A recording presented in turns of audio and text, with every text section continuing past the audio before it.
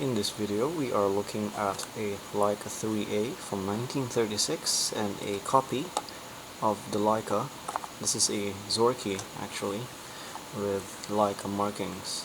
We will be comparing the shutter speeds, the sound of the shutter speeds, and general smoothness of the operations. So, first of all, this is not a fair comparison, so to speak, because this is a IIIa. It has the slow speeds and it has the maximum shutter speed of 1/1000th of a second, while this Zorki has no slow speeds and its maximum shutter speed is 1/500. So first of all, let's get a good visual on both cameras. So this is the Leica IIIa. It has a fake Elmar lens on it at the moment. So as you can see, this is the slow speed mechanism on front. So you have speeds from 1/20th, 1/8th, 1/4th, 1/2, 1 second, and of course the bulb mode. You have your diopter adjustment here in the back. By the way, this is where the rangefinder mechanism is, and this is the viewfinder where you compose for the picture itself. Serial number on this indicates that this camera was made in 1936, with a batch of 550 units produced. Now, one way to immediately tell if your Leica is legit is this. If it has this, most likely then it's legit. If it has slow speeds and it says Leica on the top, that's legitimate. One way to tell the fake versus the real Leicas is by checking the viewfinder shroud here. As you can see, this is flat. Leicas do have this curvature right here. It may not look similar to this, but if there is a curve, then more than likely it is a legitimate Leica, and of course the slow speeds as well. Okay, so here are the two cameras side by side. They look very similar except for this, and of course the slow speed, and of course the shutter button. On legitimate Leicas, they never have this cup bowl shaped thing on the shutter release, and of course the legitimate Leicas don't have this threaded release. They have this round release button.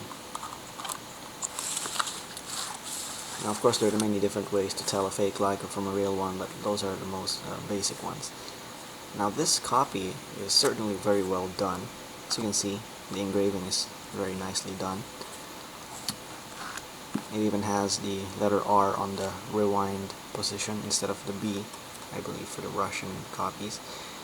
This one currently sports a Jupiter 8 lens. Alright, so let's get the shutter speed sounds going on here for your entertainment. Oh, by the way, make sure that the shutter is cocked before you change the speeds. In other words, wind the film before firing, or before you change the shutter speed.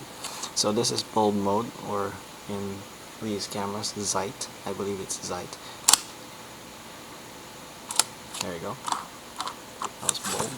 Let's try it on this.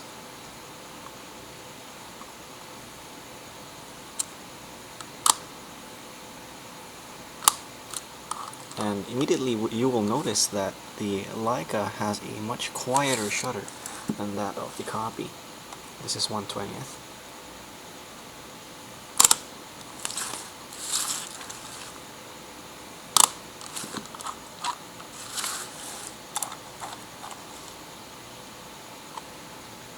Not sure if you can see this, but that's 1/30th. And one thing that fascinates me most about these cameras is the way the shutter works. You know, when you fire the shutter, the dial physically rotates. It's a very fascinating mechanism. Oops, sorry, you didn't hear that. This is 1/30th. And this one on the copy. Obviously much louder on the copy. This is 1/40th. Alright, let's set both to 1/40th.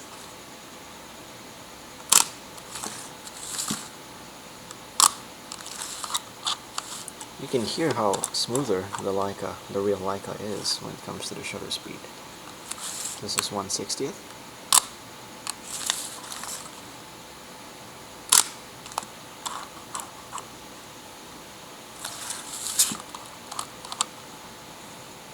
One 100th.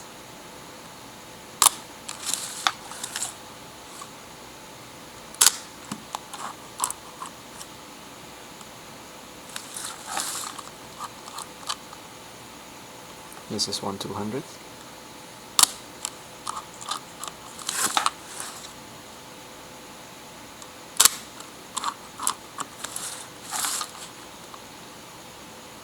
And of course the maximum speed for the Zorki and the Feds. Most of them, I believe. The very early Feds had a 1/1000 speed, if I remember correctly. Anyways, this is 1/500th.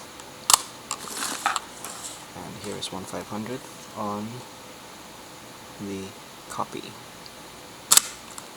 Oops. And there you go. This copy is actually very well done. It even has the German text for the open and close. Anyway, so that was the overview of two Leicas, one real and one is a copy. We compared the shutter speeds, and yeah. Honestly, this looks very sleek with the Jupiter 8 lens. This is a very late model Jupiter 8 lens, which I believe the early ones were made in silver or chrome, and the later ones were black to match with the Zorki 4K in the 4 series. This one is in. Oh, and I should point out that this camera was recently CLA'd, as well as this one. I still think that this Leica has one of the smoothest shutter and advance mechanisms I've ever tried. You can literally advance it with a finger. Like this one, it's a bit harder to do that, but it is possible. There you go. Thanks for watching, and subscribe, I guess.